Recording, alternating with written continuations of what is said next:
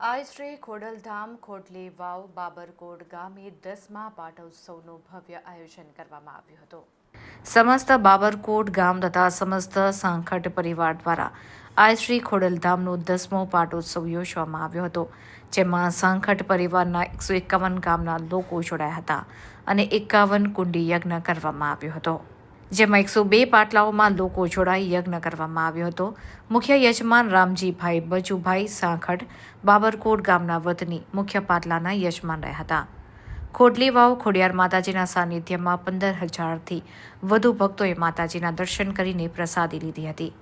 અમરેલી જિલ્લાના જાફરાબાદ તાલુકાના બાબરકોટ ગામે ખોડિયાર માતાજી ખોડલી વાવે દર વર્ષે ચૈત્ર સુદ પાંચમના દિવસે સમસ્ત બાબરકોટ ગામ તથા સમસ્ત સાંખટ પરિવારના લોકો જોડાઈને દર વર્ષે ભવ્ય પાટોત્સવ ઉજવવામાં આવતો હોય છે. આ પ્રસંગે સાંખટ પરિવારના તમામ આગેવાનો વડીલો ઉપસ્થિત રહ્યા હતા, તેમજ આજુબાજુના ગામના સરપંચો, રાજકીય આગેવાનો, મોટી સંખ્યામાં લોકો ઉપસ્થિત રહ્યા હતા.